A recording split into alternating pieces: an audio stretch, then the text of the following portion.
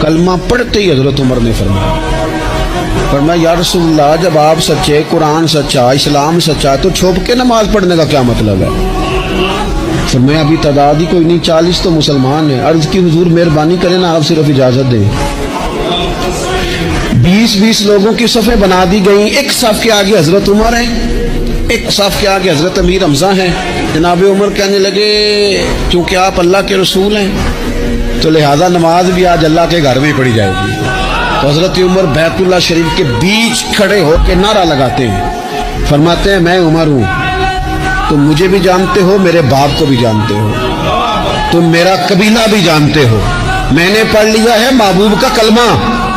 اب جس نے بچے یتیم کرانے ہو اور اپنی بیوی بیوہ کرانی ہو وہ آئے اور مجھے روکے، یہ محبوب اللہ کے ہیں اور گھر بھی اللہ کا ہے، تو نماز بھی آج اللہ کے گھر میں پڑھی جائے گی۔